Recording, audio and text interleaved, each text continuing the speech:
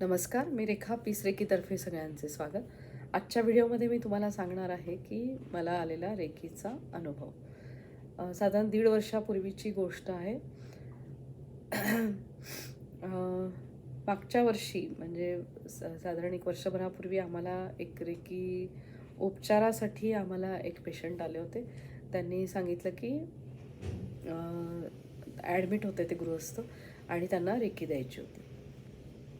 तर आमचा एक रेकी हिलिंगचा ग्रुप आहे, ज्याच्यामध्ये आम्ही मास्टर्स आणि प्री मास्टर मिळून रेकी देत असतो. तर विचारलं मी की नक्की त्यांना काय झालेलं आहे म्हणजे पेशंट. तर त्यांना श्वास घ्यायला त्रास होत होता. तर आम्ही रेकी द्यायला त्यांना सुरुवात केली. मग त्यांच्याबद्दल मी अजून माहिती घेतली, म्हणजे ज्यांनी रेकी द्यायला सांगितलं होतं त्यांच्याकडनं मी अजून त्यांची माहिती मागवली. तर त्या गृहस्थांचं नाव, फोटो आणि त्यांच्याविषयी माहिती मला देण्यात आली. तर ते पुण्यातलेच गृहस्थ होते आणि 50-55च्या मधलं त्यांचं वय होतं. आणि ते त्यांना मी विचारलं की म्हणजे नक्की काय होतं. तर त्या श्वास घ्यायला त्रास होतोय, पण त्याच्या अगोदर त्यांनी सांगितलं की ते गृहस्थ गुजरातला गेले होते. मार्केटिंग संदर्भात काहीतरी त्यांचं काम होतं आणि त्याच्या संदर्भात ते तिकडे गुजरातला गेले होते. आणि तिकडनं आल्यावर जसं एक नॉर्मल सर्दी होते तशी सर्दी झाली होती त्यांना. आणि सर्दी झाली म्हणून त्यांना डॉक्टरांनी औषधं गोळ्या दिली होती आणि ते औषध घेतल्यानंतर पण त्यांना काही ते 3-4 दिवस झाले तरी त्यांची काही सर्दी कमी होईना आणि त्यांना कफ जाणवत होता. तर म्हणून डॉक्टरांकडे नेलं, नेब्युलायझर वगैरे सगळं लावलं त्यांना, पण त्यांचा कफ वाढतच होता. आणि मग दुसऱ्या डॉक्टरांचं ओपिनियन घ्यायचं म्हणून दुसरीकडे नेलं, तर त्यांना लक्षात आलं की यांच्या फुफ्फुसामध्ये जरा जास्तच कफ आहे. आणि मग त्यांना श्वास घ्यायला पण त्रास व्हायला लागला. तर श्वास घ्यायला त्रास व्हायला लागला म्हणून त्यांना जोशी हॉस्पिटलला ॲडमिट केलं. मग तिथे त्यांना आम्ही रेकी देत होतो आणि त्यांची ट्रीटमेंट पण सुरू होती. पण जेव्हा आम्ही त्यांना ॲडमिट म्हणजे ते झाले आणि आम्ही त्यांना त्याबरोबर रेकी द्यायला लागलो, तर त्यावेळेस आम्हाला जाणवलं की त्यांच्या हार्ट चक्रावर म्हणजे दोन्ही लंग्सवर आणि शिवाय मणिपूर चक्रावर त्यांच्या भरपूर काम होतं आहे. आणि त्याचबरोबर थर्ड आय चक्र इथे पण त्यांचं खूप काम होतं आहे.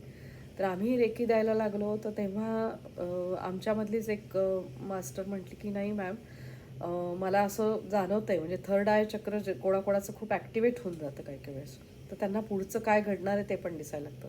तर त्या मास्टरला जाणवलं की ती जी आहे पेशंट व्यक्ती ती छान नॉर्मल चालती. ॲक्च्युली पेशंटची कंडिशन क्रिटिकल होती, म्हणजे ऑक्सिजन त्यांना लावलेला होता. त्यांचं कफ पण काढत होते थोड्या थोड्या वेळाने वगैरे. आणि खूप ते विचार करत होते ॲक्च्युली. आणि डॉक्टर म्हटले की हा कोरोनाचाच प्रकार आहे आणि त्यामुळे त्यांना हा त्रास होतो. तर रेकी आम्ही देत होतो जवळपास 4 दिवस झाले, 5 दिवस झाले. आणि हळूहळू त्यांच्यामध्ये रिकव्हरी होत असते, रिकव्हरी होत होती. आणि 5व्या दिवसानंतर आम्हाला त्यांचा म्हणजे रोज आम्ही फोनवर टचमध्ये होतो. 5व्या दिवसानंतर आम्हाला सांगण्यात आलं की बऱ्यापैकी त्यांना ऑक्सिजन आता कमी लावायला लागतोय, म्हणजे त्यांच्यामध्ये रिकव्हरी ते दाखवायला लागलेले आहेत. रेकीमध्ये एक आहे की जी कोणी घेणारी व्यक्ती आहे तिचा पण विश्वास पाहिजे या वैश्विक शक्तीवर, म्हणजे ती रेकी भरभरून काम करायला लागते. आणि आम्हाला असं काही काही वेळेस जाणवतं की आम्ही जेव्हा रेकी देत असतो तेव्हा कोणीतरी सांगितलं असतं म्हणून रेकी आम्ही देत असतो. पण जर ती घेणारी व्यक्ती तिचा जर ह्या गोष्टीवर विश्वास नसेल, वैश्विक शक्तीवर, तर रेकीचे काम होत नाही किंवा रेकीचे उपचार होत नाही. काही कारणामुळे ते उपचार बंद पडतात आणि मग आम्हालाही जाणवतं की अरे रेकी तर घेतच नाही आहेत. तर असे पण अनुभव आहेत रेकीमध्ये. तर त्या व्यक्तीच्या बाबतीत असं झालं की आम्ही 8 दिवस कंटिन्यू त्यांना रेकी देत होतो. आणि मग आम्ही रेकीचे सिम्बॉल काढून आमचं कंटिन्यू काम सुरू होतं. आणि मग मास्टर प्रत्येकजण एक सांगत होते की नाही आता त्यांना छातीतला पण त्यांचा कफ कमी झाला असेल किंवा त्यांचं हार्टवर म्हणजे हृदयावर त्यांच्या काम होतं आहे, तर त्यांची आता ऑक्सिजन ग्रहण करण्याची क्षमता पण वाढली असेल.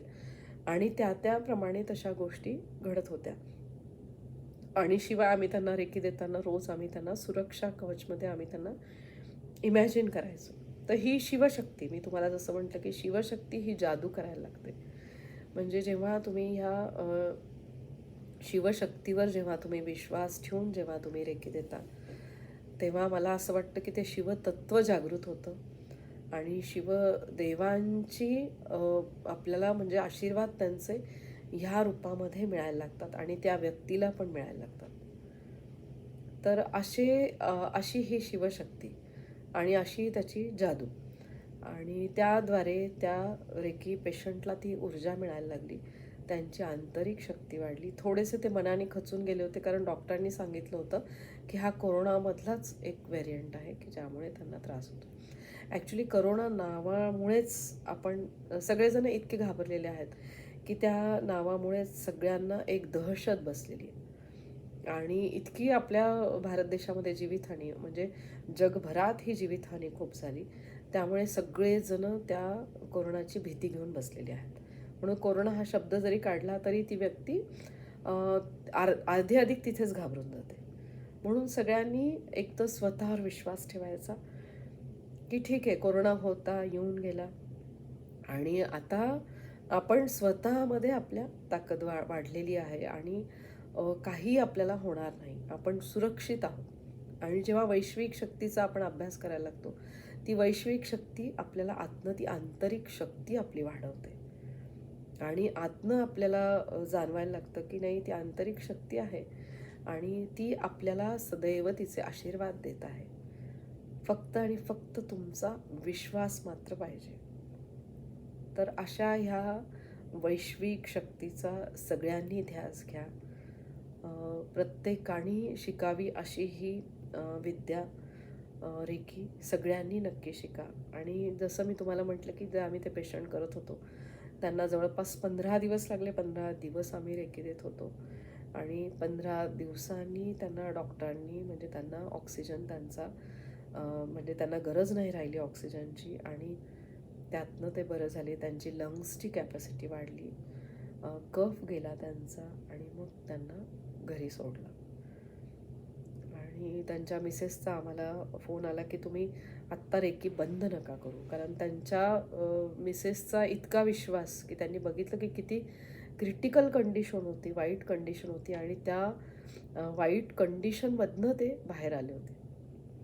म्हणजे मला तर एकदा आठवतं की त्यांची मिसेस फोनवरच रडली होती की यातनं हे बाहेर येतील ना. ते म्हटलं नाही, येतील बाहेर, नक्कीच येतील, तुम्ही फक्त विश्वास ठेवा या शिवशक्तीवर. तर अशी ही शंकर देवांनी दिलेली शिवशक्ती आणि जी शिवशक्ती प्रत्येक घरामध्ये सगळ्यांनी शिकावी अशी माझी मनापासून इच्छा आहे. माझ्या रेकी ग्रँडमास्टर वासंतीताई पण नेहमी म्हणायच्या की प्रत्येक घरामध्ये एक रेकी मास्टर असावा. रेकी मास्टर तर मी तुम्हाला म्हणणार नाही की सगळ्यांनीच व्हावं, पण ॲटलिस्ट रेकी स्तर 1 आणि रेकी स्तर 2 हे तरी तुम्ही नक्की शिका. तर माझे आधीचे व्हिडिओ तुम्हाला नक्कीच आवडत असतील तर नक्की तुम्ही लाईक करा, शेअर करा, कमेंट करा, तुमच्या शंका मला कळू द्या. आणि मी ऑनलाईन क्लास घेते, ऑफलाईन क्लास घेते, तर तुम्ही नक्की मला कॉन्टॅक्ट करू शकता. श्री स्वामी समर्थ. जय जय स्वामी.